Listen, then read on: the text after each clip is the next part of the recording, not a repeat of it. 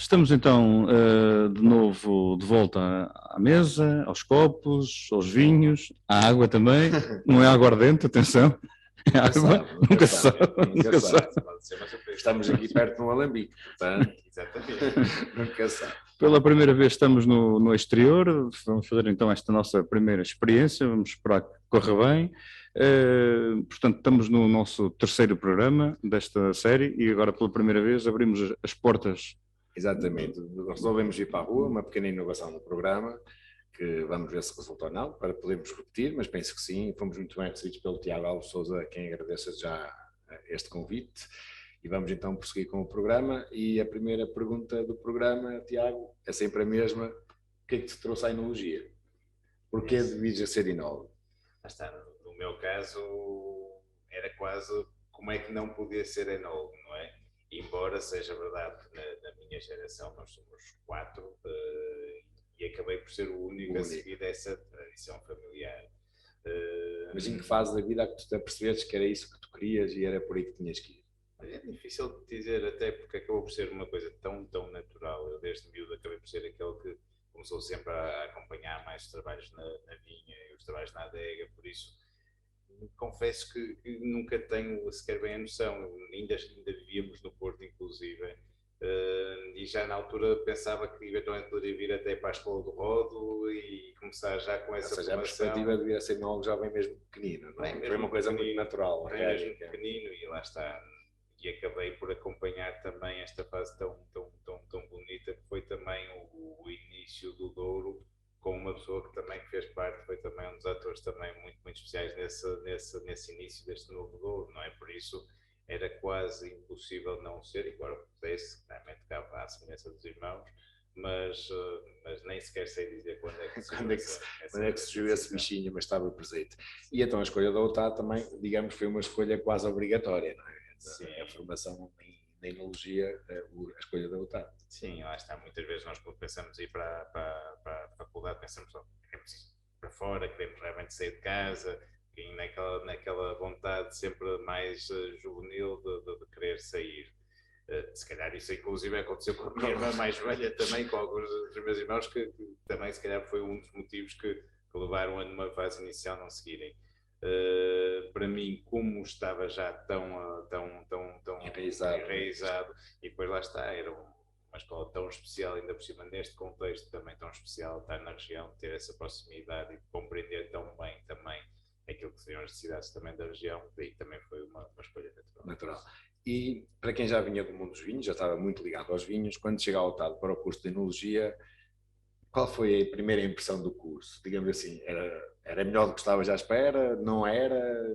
Fala-nos um bocadinho dessa experiência. Sabes que eu tirei engenharia agrícola realmente de raiz, inicialmente, por isso a minha formação base acabou por ser agrícola, isto também muito quando estava a optar, a decidir então decidia fazer logo a enologia, que seria até o mais natural, na conversar com alguns colegas que tinham passado pela UTAD também, pelo facto de termos uma componente muito forte também de vinha, não é? Porque a família ter vinhas próprias e ter sempre essa componente, houve essa decisão então de procurar inicialmente essa formação de base também mais agrícola, também de vinha, mais robusta. Daí essa opção, embora depois, chegando ao UTAD, naturalmente, acaba por haver muito contacto entre os vários colegas, nomeadamente também com os colegas da enologia.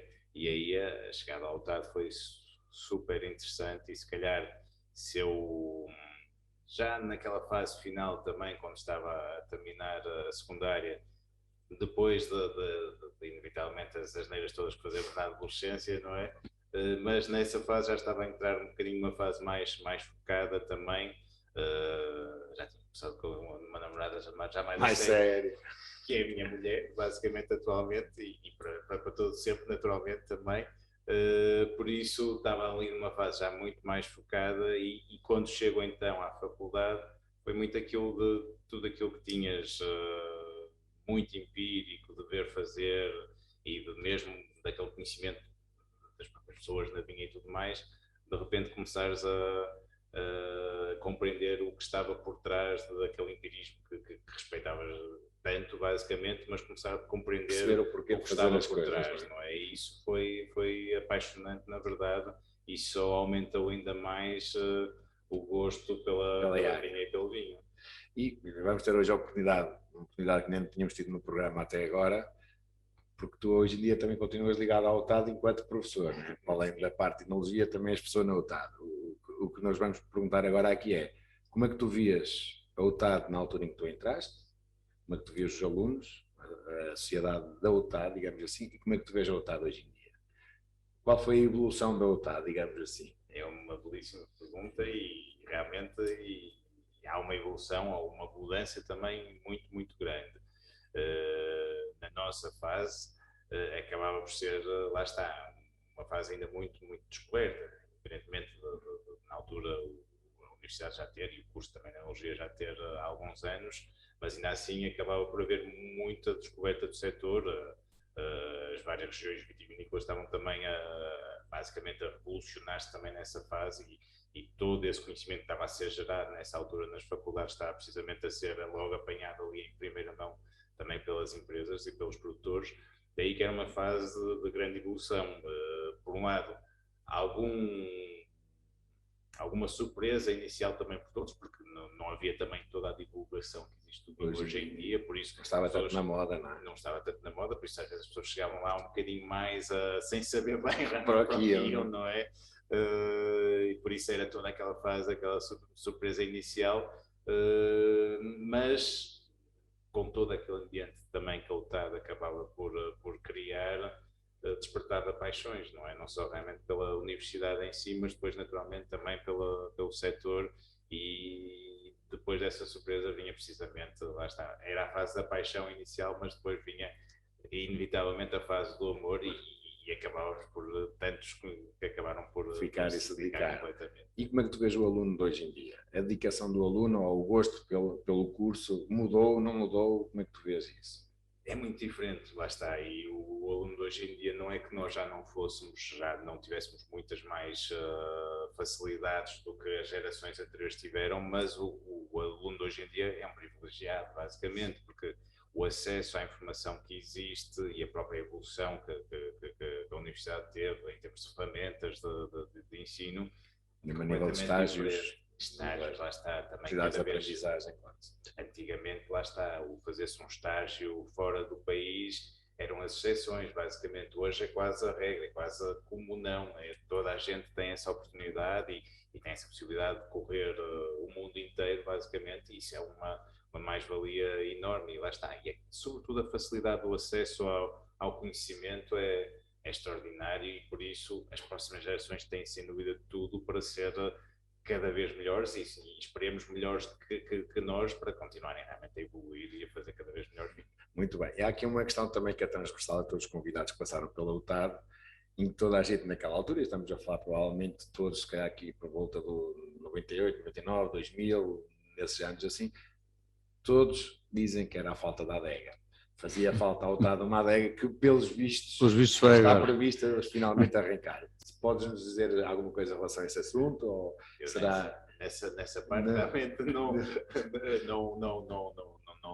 me introduzo ou intrometo tanto, porque efetivamente também, por enquanto, estou em funções um bocadinho diferentes, como sendo convidado também, mas existe essa vontade, efetivamente, e nota-se que existe uma vontade também de uma aproximação cada vez mais ao setor, cada vez mais ao mundo real.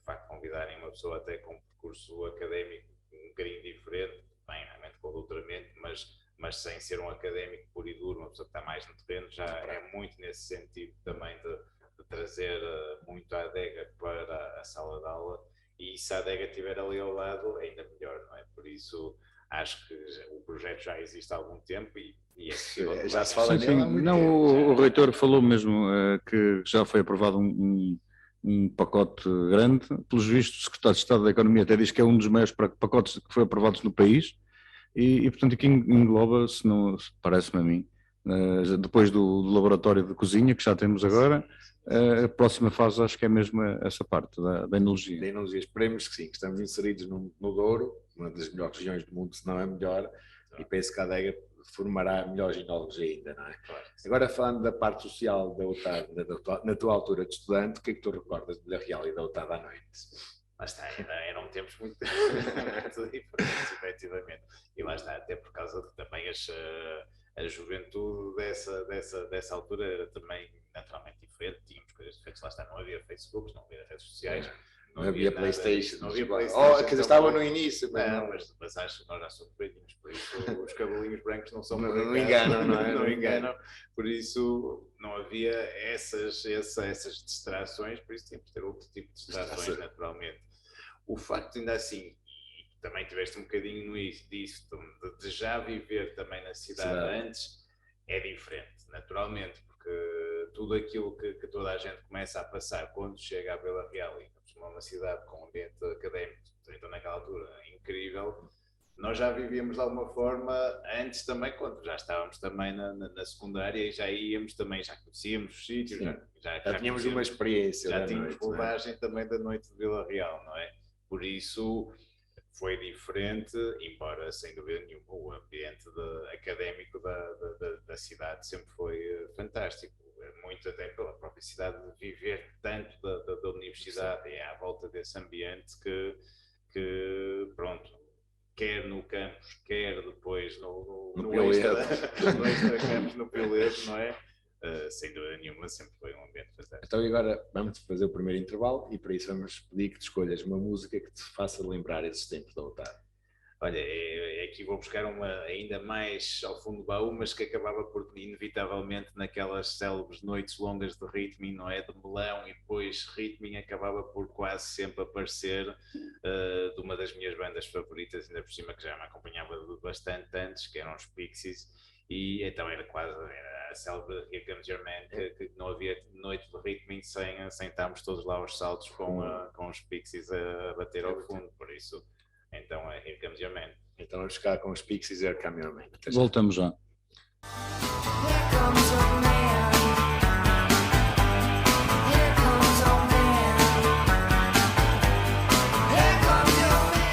Ora, estamos aqui hoje num local bem específico, bem interessante, com esta mesa que já deve ter passado por muito, não é? Já não contava. Este tempo também tem problema, também passa de dia, não é melhor. O tempo é mesmo, é possível, não é? Porque vai recordar aquilo que já se deve ter bebido aqui à volta desta mesa, o que já se deve ter falado, portanto deve ter uma história enorme para contar. E portanto, Tiago, vamos continuar nesta nossa segunda parte, o Fernando dá aqui...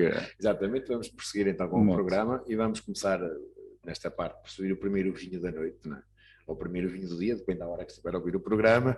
Vamos então falar um bocadinho desse vinho que nos vai servir, Tiago. Qual é o vinho que nós vamos começar agora a provar? Olha, vamos começar por um branco, e sendo verdade que o Douro não é a região mais óbvia para os brancos, mas acho que ao longo do tempo, à medida que fomos descobrindo também esta complexidade extraordinária que a paisagem nos dá, fomos ainda assim descobrindo as imensas possibilidades que a região também tem para fazer grandes brancos. Embora este acaba por partir muito também daquilo que, na verdade, os nossos antepassados nos haviam deixado.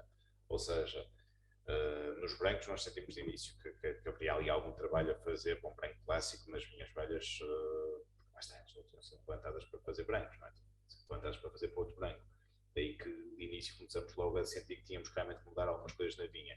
Contudo, como sobretudo aqui na Quinta da Gaia sempre houve uma grande tradição de Porto Branco, a certa altura começamos realmente a olhar para aquelas vinhas de uma forma diferente e a pensar por que não fazer um vinho que possa de alguma forma mostrar essa tradição de Porto Branco, mas reinterpretada como um douro. E então foi o ponto de partida para um dos vinhos mais originais e também mais arriscados que alguma vez resolvemos fazer. Por isso a ideia é precisamente então ir buscar muitos desses elementos que encontramos no Porto Branco. Começa logo então com a vinha velha, com mistura de 10 castas sensivelmente, e que para irmos aproximar dessa vocação original, então tem ali uma maceração, realmente 2 dias com a película para ir buscar um bocadinho mais aromas e mais complexidade. Depois,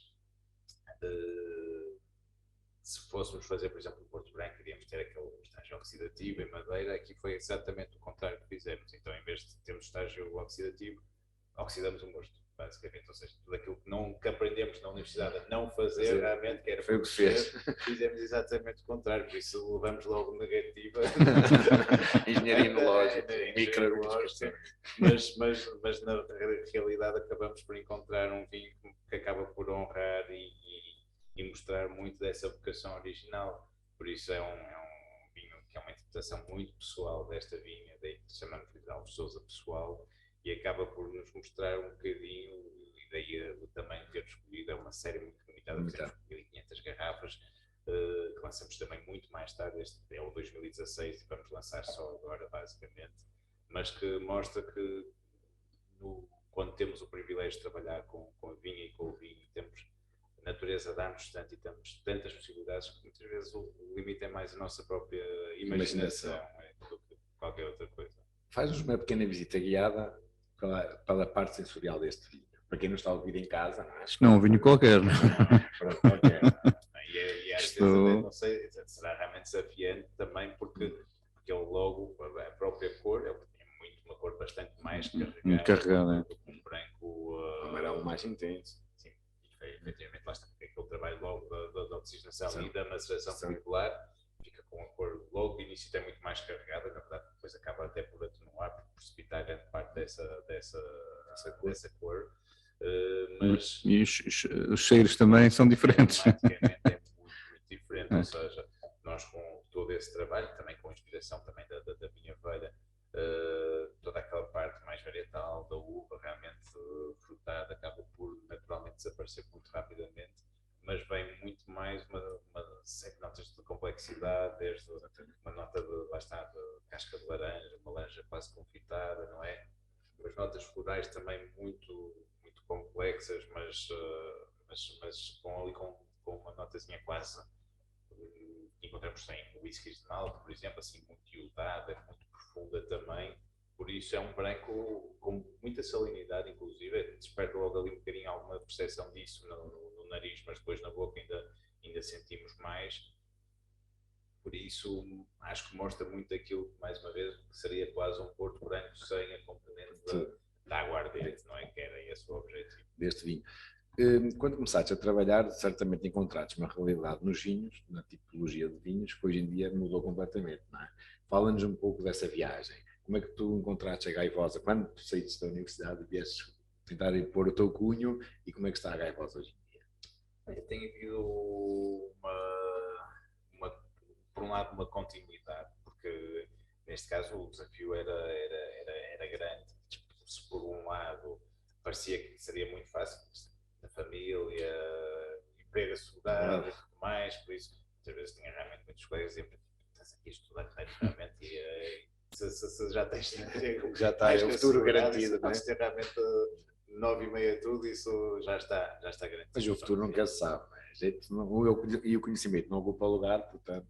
Exatamente, e por sua vez lá está isso, desde muito miúdo, realmente também comecei a sentir também aquilo que era a responsabilidade. Por um lado, o grande orgulho de ter um pai tão especial que tinha feito, o pai Domingos realmente tinha feito estava a trabalho extraordinário, algo tão especial, e que ao mesmo tempo queria-me também a sentido de grande responsabilidade, de me munir das ferramentas para poder então dar continuidade realmente e ser efetivamente poder ajudar também nesse percurso.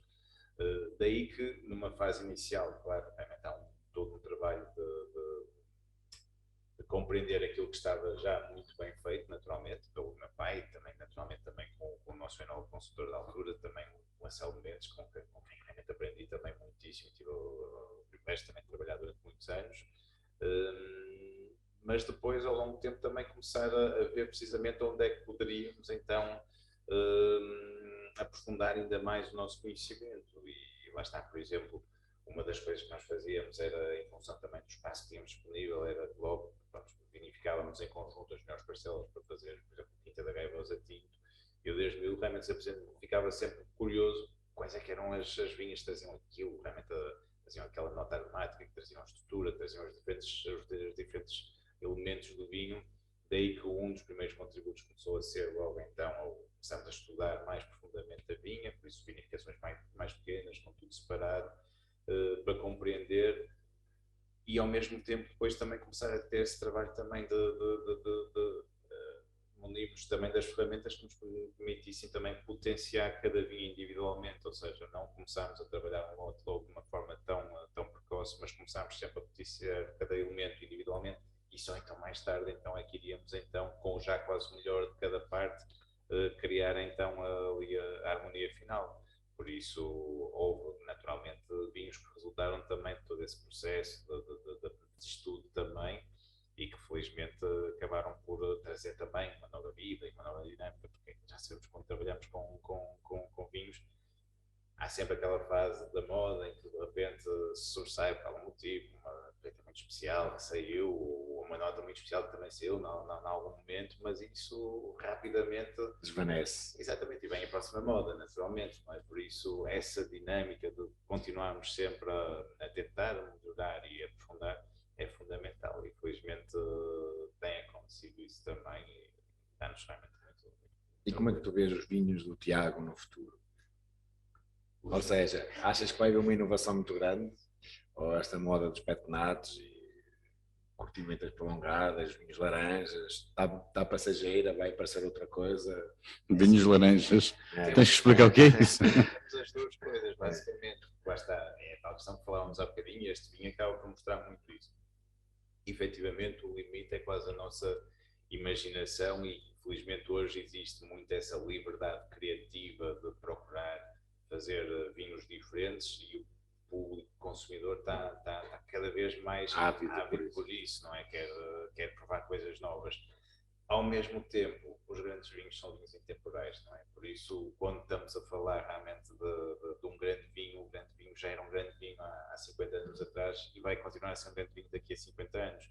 Por isso, há elementos que não deixam sempre de unir e que são intemporais, embora seja desafiante, por um lado, quer para nós, quer para as novas gerações, procurar essas novas expressões, e sem dúvida nenhuma isso é parte muito bonita da enologia. Por isso espero que continue sempre também a ter essa curiosidade também de fazer, senão realmente senão será a altura de me reformar.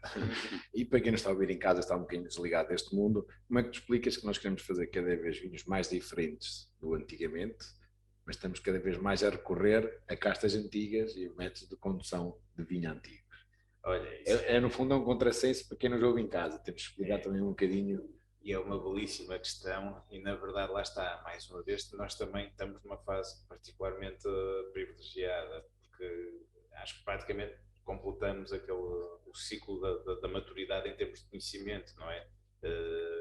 Em que de repente temos imensas ferramentas à disposição, temos realmente cada vez mais critério, realmente mais conhecimento para saber quais usar e realmente e de que forma, não é?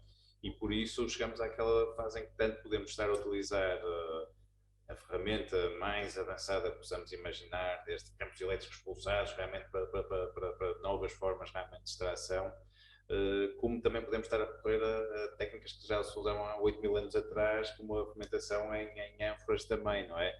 Por isso é um privilégio e cada vez mais isso é o apaixonante também, podemos escolher entre todas essas possibilidades aquela que tecnicamente também vai fazer mais sentido naquele contexto, para fazer vinhos também novos e originais também.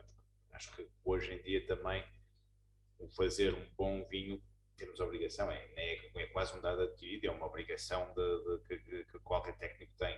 Por isso a verdadeira dimensão de qualidade hoje cada vez mais é aquilo o que diferencia, realmente torna um vinho singular, não é? E aí, sem dúvida nenhuma, a vinha, claro que realmente é parte fundamental, mas depois a nossa forma de interpretar a vinha e de podermos utilizar então essas diferentes ferramentas vai nos dar muitas mais possibilidades, é que é um privilégio, sem dúvida. Muito bem. Nós tivéssemos agora, vamos partir para o segundo intervalo, se estivéssemos a fazer um filme ou um documentário sobre esta evolução toda dos vinhos, do Douro e todo este mundo, qual seria a música para pormos no filme? Olha, isso é... Qual seria a tua escolha? Eu gosto mesmo muito de música e apesar de a música nunca competiu com o vinho, mas realmente a música no meu caso faz parte do vinho e está sempre com o vinho. E mesmo, por exemplo, quando estou a trabalhar a fazer lotes e isso, a primeira coisa é logo ter realmente ali uma música Viquinha precisamente e estar ali a brincar, porque há ali um paralelo muito, muito grande. Ora, uma vinha realmente para um documentário sobre vinhos. Olha, há uma coisa que eu acho que é fundamental nos vinhos, é precisamente as harmonias, os equilíbrios e as coisas estarem de alguma forma tudo no seu devido sítio, no seu devido sítio, efetivamente, no seu lugar, não é?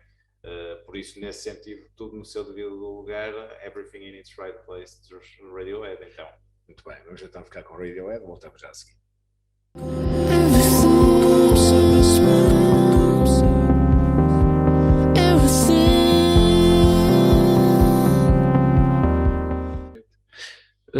Continuamos então aqui a conversa com o Tiago Alves de Sousa. Obrigado, Tiago, mais uma vez por nos teres recebido aqui na Quinta da Gaivosa, uma referência também para todos nós e principalmente para aqueles que passam aqui na Estrada Nacional 2 e como eu e muitos da minha idade que aqui passaram muitas vezes pela Nacional 2 e para fazer este nosso percurso. Eu ia até à zona de Viseu e por aqui passava, não é? Santa Marta, Régua, Lamego, Castrodeiro. Por aqui muitas vezes passamos. Outra vez, Nacional 2, é verdade. E há que tirar proveito disso. Route 66, não é? Embora ela em muitos troços esteja uma miséria, mas para quem não está a ouvir e que seja responsável pelas obras. Sim, mas é fantástico, está realmente acaba por permitir uma estrada incrível, não é? Atravessa o país, mas pelo interior, sobretudo, não é? De norte a sul e faz-nos descobrir este Portugal profundo. E vocês já agora, Fernando, eu sei que não fazia parte deste segmento, mas esta adega também espetacular que o arquiteto Belém Lima aqui construiu, perfeitamente integrada, que nos permite ver aqui as curvas da Nacional 2. Exatamente. Fica mesmo. Parece que foi feita mesmo, que a Nacional 2 é que foi feita realmente a encaixar na adega. E claro, realmente houve também muito essa preocupação, dessa estética, não é? Introdução realmente, e harmonia com a paisagem, sem dúvida. Com a nossa grande Nacional 2. E convidamos a todos que passam pela Nacional 2 a passarem por aqui, fazer uma visita guiada e uma prova de vinhos. E por falar em prova de vinhos, vamos passar agora então ao nosso primeiro tinto. E vamos falar um bocadinho desse tinto. Que é um dos vinhos de referência também da casa, não é? Fala-nos um bocadinho este deste abandonado. É um vinho que a mim particularmente tem um carinho muito, muito especial e é verdade que quando nos perguntam então qual é que é o seu vinho favorito que faz e tudo mais. Por acaso essa pergunta é um bocadinho mais à frente. Faz estar um bocadinho constrangido realmente a responder a isso. E lá está, é quase como perguntar ao pai realmente qual é o filho que gosta mais, não é? E claro, no caso do meu pai, claro que sou eu, não é? Naturalmente. Mas pronto, mas ele não diria, ele não diria isso, não diria, mas surge muito isso. E não havendo, efetivamente, nem favoritos, nem nada, mas há, naturalmente, sempre vinhos que temos uma empatia um bocadinho diferente. E o Abandonado foi um vinho que, quando surge a primeira edição, que é no ano de 2004, ou seja, eu entro oficialmente na equipa de enologia em 2003, depois de acabar a faculdade. E automaticamente, pronto, começa todo esse trabalho, então, de estudo das vinhas e começar realmente a querer compreender um bocadinho melhor. E então, com esse trabalho, acabou por surgir este vinho e acabou por ser muito, muito especial, porque se com um Gaivosa, por exemplo, com Quinta da Gaivosa Tinto, que poderia também, naturalmente, estar aqui, é um dos nossos grandes, mais icónicos, clássicos, mas e se calhar o vinho não deu mais sentido também esse peso da responsabilidade de dar continuidade a um trabalho tão especial que já estava a ser feito. O Abandonado era uma tela em branco, basicamente, não é? A vinha que ia ser arrancada, tinha tanta falha que basicamente nem justificava quase vindimar, ou pelo menos mantê-la, tinha que se arrancar, não é? E por isso então era quase aquela derradeira experiência, só para nos dar umas ideias do que é que vamos plantar a seguir, e muito nesse sentido então do aprofundar do estudo das vinhas. E apaixonou-me logo desde o início, e apaixonou-me e também me criou ainda mais, que era uma percepção que naturalmente também já tinha, que já tinha realmente também sempre convivido com isso, mas ainda mais no sentido daquilo que é o elemento diferenciador de um grande vinho, e naturalmente isso está na vinha, não é? E o facto de encontrarmos ali uma vinha tão difícil, tão desafiante, com tantas falhas, se calhar realmente que os nossos professores de viticultura iriam ali estavas mais à cabeça. Exatamente. Vamos arrancar. E era o que iria acontecer, mas de repente nos mostram que, independentemente desses desafios e dessas fragilidades, inclusive da vinha, havia ali algo único e com uma identidade e um caráter apaixonantes que nos fez com que, como tantas vezes acontece nas vinhas velhas de Douro, também preservá-la e mantê-la apesar de toda essa dificuldade e desafio. Daí que é um vinho também que a esse nível também cria ainda mais essa noção daquilo que são as nossas prioridades e daquilo que deve estar efetivamente em grande plano em qualquer grande vinho, que é sempre esse elemento diferenciador da vinha. Fala-nos um pouco das castas, não só do abandonado, mas das castas da vossa casa. Olha, temos uma diversidade incrível, porque a região felizmente também tem uma diversidade incrível e temos feito também muito também por preservar. Felizmente nas vinhas velhas originais já temos essa diversidade também, por isso mais sensivelmente no total eram à volta de 60 castas diferentes, muitas delas ainda no universo das vinhas velhas, que ainda temos uma área bastante significativa. Mas algumas delas também já em novas vinhas que estamos agora também a plantar, muito no sentido de tentar então recriar também aquilo que é esse património tão especial e essa viticultura tão singular que é a vinha tradicional, a vinha velha do Douro. Por isso há muitas castas que estamos a recuperar, por isso naturalmente também temos algumas das castas clássicas que provaram também o seu valor. A Doriga Francesa, por exemplo, é sem dúvida nenhuma a grande casta do Douro, a grande coluna dorsal do Douro em tudo aquilo que significa, não só em termos de enceramento, quarto da região, basicamente, mas também tudo aquilo que também significa do ponto de vista do vinho, ser mesmo ali quase elemento agregador de todas as outras e ajudar a elevar também todas as outras, a nacional, naturalmente, mas depois também começamos ali a descobrir aquelas pequenos apontamentozinhos tão especiais e que acabam por introduzir tanta identidade da Malvasia Preta, que acabava por ter aqui um histórico muito especial, daqui precisamente neste contexto, aqui próximo entre Comieira e Santa Marta, e que inevitavelmente começou a desaparecer, mas que estamos a fazer ainda por recuperar, o Dom Zelim Tinto, a Tinta da Barca, a Tinta Carvalha, por isso estamos a explorar esta diversidade extraordinária que a natureza nos deu e preservá-la, porque sem dúvida nenhuma essa é uma das maiores riquezas que temos no país e na nossa região em particular. E se tivesse que escolher só uma casta para o futuro, qual é que seria? Uma casta tinta, depois falaremos das brancas, mas de tinta... Sim, aí é que é mesmo de ser mauzinho, porque realmente quando temos basicamente, lá está, uma paleta tão grande, temos que escolher só uma cor. Agora, ao fim e ao cabo, temos quase 120, mais ou menos, com que podemos trabalhar.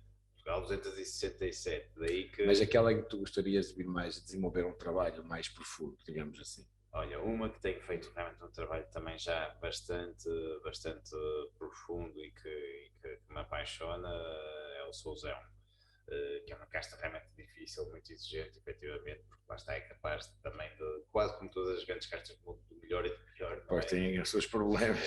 Por isso tem uma rusticidade natural que tanto pode ser o maior inimigo da casta, pode torná-la demasiado rústica realmente e inclusive as pessoas, não é? pela sua agressividade que pode ter, como efetivamente essa rusticidade pode se transformar numa identidade singular, não é? E que nos permite inclusive também exprimi-la de várias formas, em belíssimos tintos, uma belíssima componente também para lotes, mas por si só também faz vinhos uma identidade fantástica, e então para Portos, por exemplo, é uma base para um vintage, por exemplo, incrível também, por isso não escolhendo, mas escolhendo. Sousão é uma grande casta, além de, por exemplo, a Doriga Francesa, mais uma vez, é uma casta também que me apaixona.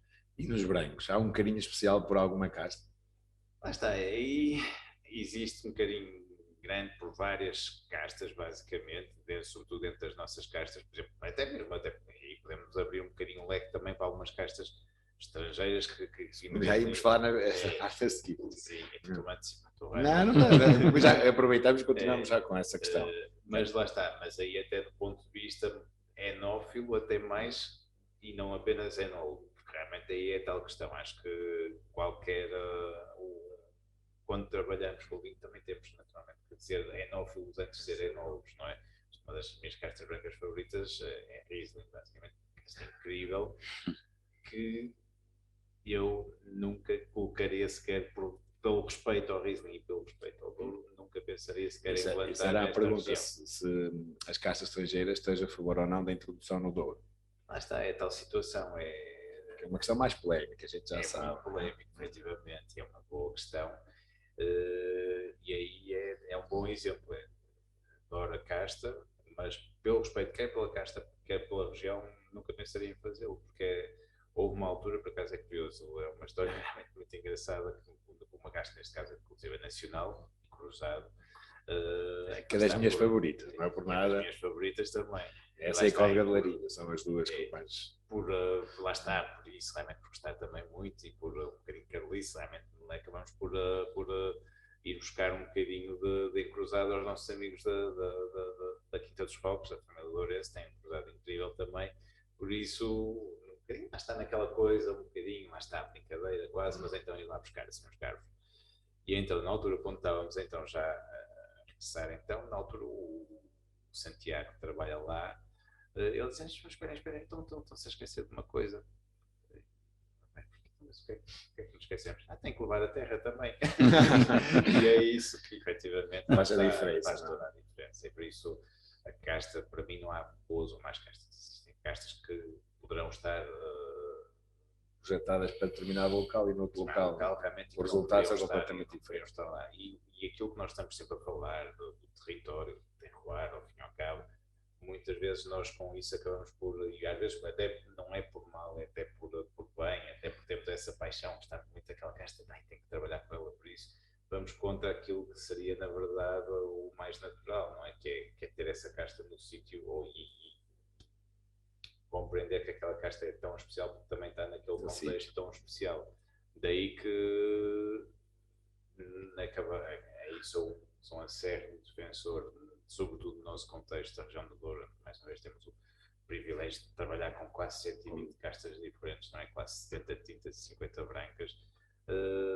Daí que, mesmo que digamos, academicamente poderia ser engraçado ver realmente como é que a Syrah realmente está por todo lado e cada vez com mais sucesso e só faz bons vinhos, como é que ela se dá também no Douro, e sabemos que existe isso também realmente, e são opções basicamente. Agora lá está, nós dentro destas 120 conhecemos razoavelmente bem, que é umas 30, ou seja, há 90 por descobrir. E há muitos realmente tesouros que estamos a passar completamente ao lado. Podemos dizer, elas apareceram porque não tinham valor. Não, o valor realmente era, e aquilo que procurávamos era diferente, muitas vezes eram as dificuldades produtivas que elas tinham, a sensibilidade que poderiam ter realmente uma outra questão. Daí que há muito ainda por descobrir e aí sim está um verdadeiro desafio. Então, não achas, sob o ponto de vista comercial e não sob o ponto de vista de fazer os vinhos, não é? Que a necessidade de ter algumas castas estrangeiras no ponta rota podia abrir determinados mercados? Já foi o seu tempo e isso já aconteceu. Se recuássemos 30 anos atrás, se calhar sim, e poderia dizer que poderia ser um atalho para o sucesso, e sabemos que os colegas do Alentejo, e lá está, Tejo, Lisboa, repartiram para essa via. Muito em função também da dinâmica comercial que tinham e também dos grandes volumes que também tinham para escoar, sentiram essa necessidade. Mas quando passamos também até para o estrangeiro, temos regiões clássicas como a Toscana, realmente de repente a ganhar a ribalta quando começa a fazer os super toscanos em Bulgária e com Cabernets e com Merlots também, não é? Por isso, e inclusive o exemplo aqui ao lado da Gacilha também com Cabernet e com Merlot. Por isso é uma receita de sucesso. Mas hoje em dia, lá está, felizmente o consumidor começa a procurar coisas diferentes. Nichos no mercado. Sim, e acho que o verdadeiro apreciador de vinho, realmente a pessoa que gosta mesmo de vinho em qualquer parte do mundo, quer ser surpreendido e quer conhecer coisas novas. Por isso, será que nós precisamos de mais Cabernet ou mais Syrah no mundo? Já existe em todo o lado, basicamente. Nós precisamos mais Rosé preta, precisamos mais Donzelinho tinto, e sim, isso para o verdadeiro amante de vinho, isso vai ser a novidade e vai ser o elemento que vai apaixonar também, fazer descobrir coisas novas. Mas a nível do volume terá um condicionamento, não é? Porque os amantes de vinho não são assim tantos. Há muita gente a beber, mas tem aquele patamar de preço, tem aquele nível de vinho, e um Cabernet, um Sauvignon Blanc, ajuda certamente abrir o mercado para muitas casas. Não é? Sim, e lá está, e mais uma vez depende muito da escala que trabalhamos. Claro. O Douro, com Nunca vai ser em grande escala. Nunca vai ser em grande escala, efetivamente, por isso os rendimentos são tão baixos, a produção realmente por hectare é sempre tão limitada que temos que estar sempre naturalmente a projetar dentro dos segmentos mais diferenciadores, e dentro desses segmentos mais diferenciadores, claro que essa parte vai, felizmente, é cada vez mais valorizada, daí que se perdermos essa, estamos a perder um dos nossos maiores mais-valias comerciais, inclusive, não é? E continuando no mercado, fala-nos um pouco do mercado do Alves de Sousa.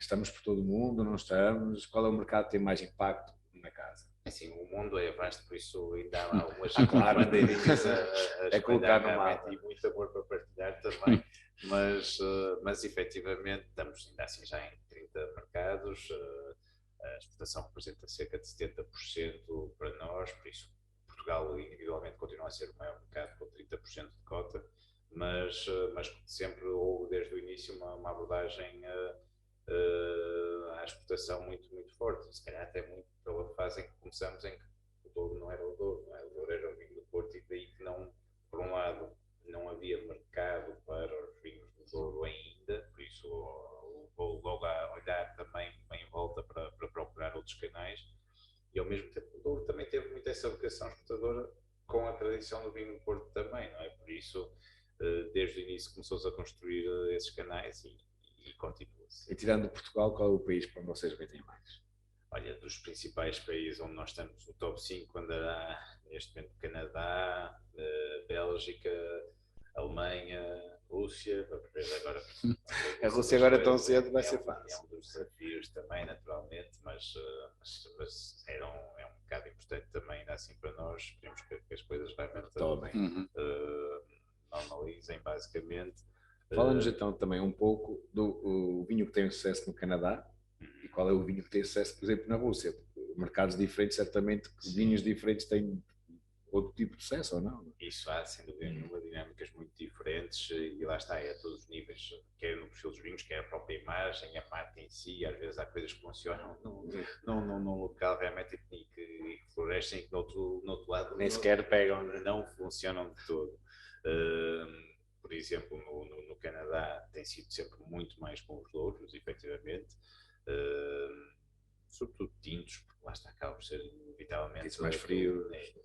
E também aquilo que as pessoas mais naturalmente associam também à região do Douro, embora mais uma vez é capaz de fazer também belíssimos brancos.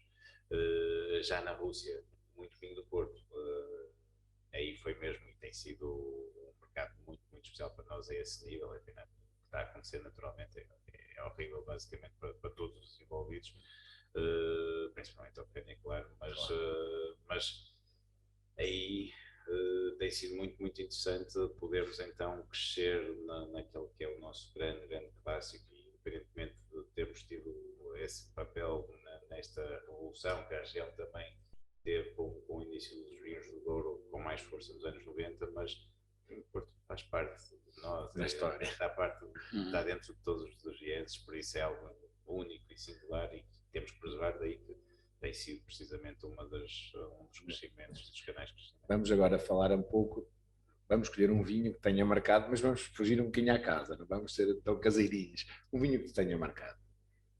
Um vinho que tenha marcado. Certamente já bebes muitos vinhos, já provaste muitos vinhos. Um que tenha marcado especialmente. Olha, um vinho que me tenha marcado e que me marcou muito, porque mais uma vez, independentemente de sempre ter tentado ter a mente aberta, realmente tentar, pronto, sempre provar as coisas sem qualquer ideia pré-concebida. Já sabemos que o bicho homem inevitavelmente começa sempre a intelectualizar demasiadas coisas, e temos sempre às vezes algumas coisinhas realmente metidas na cabeça. Eu tinha sempre, lá está, aquela questão sobretudo dos Syrahs, neste caso os Shiraz do Novo Mundo, sobretudo da Austrália, realmente aquelas bombinhas de fruta, realmente com tudo em excesso basicamente, e inevitavelmente acaba por ter algum preconceito, mesmo que não quisesse ter preconceito. Até que um dia num jantar que tive em Seattle, por acaso, com o nosso professor da altura, de repente trazem para a mesa um Shiraz australiano, por isso automaticamente já estava a pensar, não é mais uma destas bombinhas, não é? E de repente aparece ali Syrah belíssimo, super elegante, realmente um vinho incrível. Neste caso era da Yarra Valley, era da Yarra Yering, e uma expressão completamente diferente daquilo que eu pensava que era, que seria realmente a casta naquele contexto. Por isso, por um lado, um vinho que me marcou pela sua qualidade, mas também por mais uma vez ter mostrado realmente que não podemos ter esses preconceitos ou ideias pré-concebidas, porque felizmente essa diversidade que a vinha nos dá permite criar belíssimos vinhos que fazem qualquer parte. E é também uma música para acompanhar esse. Uma música que tenha marcado também. É uma música para acompanhar esse vinho.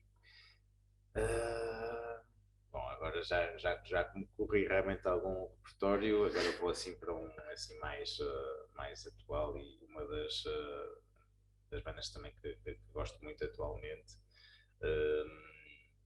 iria aposto The National, e deixa ver, deles que gosto de muitas músicas, efetivamente, porque já tenho realmente corrido tudo um bocadinho. Então podia ser o Fake Empire, que é uma das minhas favoritas deles, um dos álbuns mais antigos. The National, a terminar aqui mais um segmento do programa.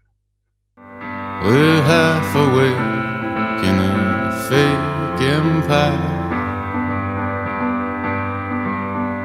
Tiptoe through. Continuamos então aqui à volta desta mesa que já disse fascina. Continuamos também com o Tiago. Lá para casa. Não, com o Tiago Alves Sousa. Vamos nos aproximar também do final deste nosso programa. Vamos então, Fernando, para esta última parte. Vamos entrar numa fase final e, claro, não podia deixar de ser uma casa do Porto. Vamos ver o Porto, não é, Tiago? Vamos então servir agora um vinho do Porto. Vais-nos falar também então um bocadinho desse vinho do Porto, enquanto continuamos a nossa entrevista. Sem dúvida, não há outra forma de terminar uma prova de vinhos do Douro. Na verdade, terminar um dia sem um Porto, não é? É um vinho muito, muito especial e que lá está, apesar do nosso trabalho também com outros vinhos, com os Douros, nunca deixamos de fazer Porto. E o Porto Branco, em particular, era quase a nossa tradição mais antiga da família, era a nossa especialidade quando fazíamos Portos para as casas exportadoras. Daí, quando começamos então a fazer o nosso próprio Porto, queríamos fazer brancos, naturalmente, mas também queríamos muito mudar aquela percepção que existia em relação aos Portos brancos, não é? De ser sempre realmente um bocadinho mais simples, para serem utilizados só quase como aperitivo e sem aquela mesma atenção que os tintos, os Bullys e os Townies captavam. Daí que, lá está, foi começar precisamente a dar essa mesma atenção que damos a todos os outros, começando na vinha, realmente vinha velha, que por isso o potencial sempre esteve lá, por isso a vinha já existia há tanto tempo, era mesmo essa questão desse foco, trabalhado de uma forma um bocadinho diferente, de facto, por isso acabamos por vinificar como Townie, basicamente, por isso ele fermenta com a película, para mais uma vez buscar ali mais aromas e mais complexidade. Depois, em vez de irmos um bocadinho aos dois extremos, ou muito doce ou muito seco, paramos a fermentação mesmo a meio para tentar encontrar mesmo o equilíbrio. E para quem nos ouve em casa, muitos são ouvintes novos, têm vinhos de idade, outros são mais velhos e são leigos na matéria, explica-nos o que é separar a fermentação. Como é que se faz o vinho do Porto, não é? Qual é a riqueza do vinho do Porto? Lá está, a paragem da fermentação é fundamental, não é? Por isso o facto do vinho do Porto ser, por um lado, doce e um bocadinho mais alcoólico também é precisamente por aquilo que chamamos a fortificação, não é? Por isso a adição da aguardente numa determinada fase da fermentação alcoólica, o que faz com que, por um lado, nem todos os açúcares fermentaram até ao final, não é? Por isso acaba por ter a doçura natural, e depois, por sua vez, como essa fermentação é interrompida com a adição da aguardente vínica a 77%, por isso, naturalmente, também sobe automaticamente o grau alcoólico, por isso o Porto fica automaticamente mais forte, mais alcoólico, mas também com essa doçura natural, por isso, e é muito importante por esse facto, por termos esses dois elementos que facilmente poderiam ser um bocadinho mais, lá está, mais intenso, ou estarem um bocadinho fora de tom também, os equilíbrios, daí que essa ideia então de parar mesmo ali a meio para encontrar então esses equilíbrios entre todos esses elementos.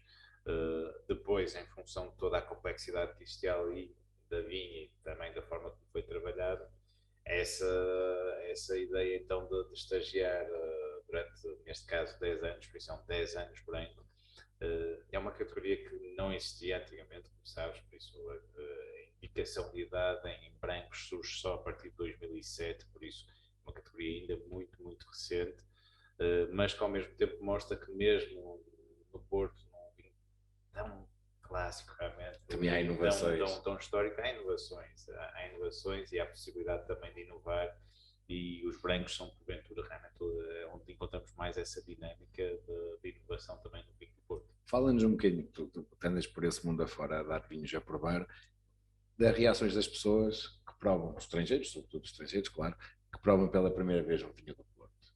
Olha, felizmente, por um lado, o vinho do Porto é dos grandes vinhos realmente do mundo, não é? Por isso acaba por haver sempre um reconhecimento natural, e quase todos e quase em qualquer parte do mundo há uma noção do que é o vinho do Porto. Sim, mas os vinhos do Porto se bebem muitas vezes por aí afora, e depois quando se bebe um verdadeiro vinho do Porto a coisa muda. E é isso o desafio grande. Muitas vezes, até lá está, o que é mais fácil de encontrar do mundo fora são naturalmente vinhos mais simples, mais comerciais e tudo mais, claro. E que muitas vezes até pela própria particularidade do vinho, de ser mais alcoólico e doce, implica também um serviço também diferente, uma temperatura certa e tudo mais, por isso às vezes há aquela ideia de vinho do Porto, acho um bocadinho doce, acho alcoólico, por isso se calhar não aí, se calhar tentam, mas é realmente se estamos numa prova e estamos com dores, não levar os dores, mas é... E não saltar. Mas na verdade, quando de repente dizes não, agora é que vai mesmo ter que provar vinho do Porto, agora é inevitável, vamos fechar a porta realmente e agora tem mesmo que provar. E as pessoas, no 100% das vezes, surpreendem-se, porque na verdade é um vinho único, não é um vinho que, por um lado, apenas podia realmente ter surgido nesta região, com estas condições, não é? Por isso não é replicável em mais parte nenhuma do mundo, embora apesar das tentativas, não é? Embora seja, naturalmente, mas é um vinho único, não é? E esta identidade que o vinho do Porto tem é apaixonante, daí que no final as pessoas apaixonam-se em geral e, por exemplo, isso, nesse contexto, isso acontece também muito com as pessoas que nos visitam também um bocadinho todo o mundo, e que às vezes surge também esse desafio. Mesmo a pessoa que por vezes não queria sequer provar, no final só poder comprar uma garrafa, compra uma garrafa de vinho de Porto, que realmente acaba por ser quase a missão cumprida, não é? E a nós mensagem passada. É um vinho único, tem tanto de história, realmente é um dos grandes clássicos do mundo, a par de outras poucas regiões e outros poucos grandes vinhos do mundo que conseguem ter esse peso histórico que o vinho do Porto tem. O vinho do Porto marca, mas houve algum inóculo que tivesse marcado? Sim, naturalmente, e lá está, até por ter trabalhado também com ele tantos anos, o Anselmo Mendes é um dos grandes, ainda é um dos grandes mestres da enologia nacional, e uma das pessoas com que mais aprendi, meu pai naturalmente, embora o meu pai não seja enólogo de formação, mas por ter realmente também a experiência de uma vida também, e é uma inspiração sempre, todos os dias basicamente, mas em termos de enologia, sem dúvida nenhuma, o Anselmo foi um grande mentor e continua a ser um dos nossos grandes mestres. E que dirias a alguém que chegasse ao pé de ti e dissesse assim, quero ser enólogo? Aconselhavas, não aconselhavas? O que é que lhe dirias? Olha, ainda me aconteceu isso há pouco tempo, em que no Brasil, estive lá recentemente também em provas de vinhos, e era um jovem que na verdade tinha começado a estudar enologia, ou ali uma formação inicial ligada com a enologia, e depois achou que lá está, muita microbiologia, muita química, não sei o quê, não era bem aquilo, então de repente saiu e começou a trabalhar, mas era numa garrafeira, numa loja de vinhos dos pais. E eu que diria a alguém que de repente fica assim nessa dúvida, quero, não quero, gosto de vinho, mas não sei, é fazer uma vindima, basicamente, ou seja, saltar logo ali para a frente a prática, para a parte dura, para a parte mais exigente, para o momento realmente mais exigente, porque é aí que inevitavelmente vamos ser confrontados com tudo aquilo que é esta vida, porque se hoje em dia existe tanto, às vezes aquela ideia mais glamourosa do vinho e tudo mais, mas é uma vida difícil e dura realmente. Sem horários, sem dias, sem nada. Exatamente, e não há rotinas, quer dizer, existe precisamente o temos que estar Tenta-se sempre... fazer rotinas, mas não é Mas fácil. não É consigo. esforcei para alguma muito coisa. difícil de Não vinha conseguir. como um filho. Sem dúvida, por isso aí é mesmo saltar logo para essa fase, porque aí é a fase definidora mesmo, e vai revelar se é essa vida, se é Queremos ou não. essa adrenalina, mas por sua vez também esse prazer de ver a uva a transformar-se à frente de nós e nós realmente as nossas decisões a terem esse impacto. Esse é o momento revelador, por isso querem ser novos, primeiro saltem para aí para uma adega e vejam realmente o bom e também o exigente que é. E no fim dessa fase, vamos para uma ilha paradisíaca descansar e vamos levar este vinho e também uma música. E também uma música com o vinho do Porto, assim, 10 anos branco, vamos lá ver. Tem que ser um clássico também. Sim, também acho que sim, também teria que ser um clássico. Então pronto, vamos para um grande clássico, ainda por cima de um dos maiores realmente compositores de sempre, não é? Então vamos aqui para um Imagine do John Lennon, não é? Isso, não só nos Beatles, mas também em tudo que ele fez, sem dúvida nenhuma, um dos grandes de sempre. Muito bem escolhido. Imagine, voltamos já a seguir para nos despedirmos. Até já. Imagine all the people living for today. Estamos então a chegar ao final do nosso programa, a Música de Baco, semanalmente aqui uma nova edição. Esta nova edição também trouxe esta novidade de nós vemos até ao exterior, até à Quinta da Gaivosa, desta vez. Agradecemos mais uma vez ao Tiago por nos ter recebido e agora passamos à fase final, que é de deixar ao Tiago portanto, a garrafa que nos foi deixada pelo Henrique Lopes, que foi o nosso último convidado, deixou-nos aqui um Quinta das Arcas, também uma coisa nova de Valongo, não é? Que ele está por ali agora a fazer, e coisas novas que estão a ser feitas numa zona onde antigamente eu nunca tinha ideia de termos espumantes e de termos alvarinho, não é? Como ele também nos deixou. Portanto, Tiago, e agora pedimos que deixasses também quais são qual é a garrafa que deixas para o próximo convidado, que nós ainda não sabemos qual é, é o costume, é sempre uma surpresa. Olha, para começar, muito obrigado e a Luís, Fernando e ao Henrique também, naturalmente, por esta belíssima garrafa. Eu adoro espumantes, por isso, sem dúvida nenhuma, foi não saber, mas conjugado, foi certeiro. E na verdade acho que uma ideia fantástica, esta ideia de deixarem sempre um bocadinho essa ligação entre os colegas, os convidados que passam então por aqui também, por isso, sem dúvida nenhuma, muitos parabéns por isso.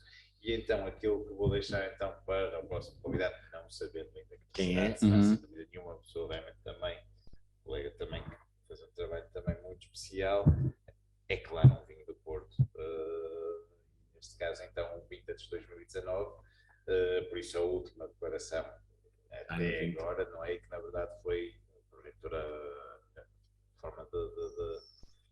a melhor forma de encerrar, claro que será se calhar a melhor década de sempre para Porto Vintage, daí que fica então aqui esta passagem de história, então, que ele ou ela poderá realmente então desfrutar em breve, ou então também daqui a 100 anos, se ainda estiver aqui outros 100 anos vai ser difícil, não?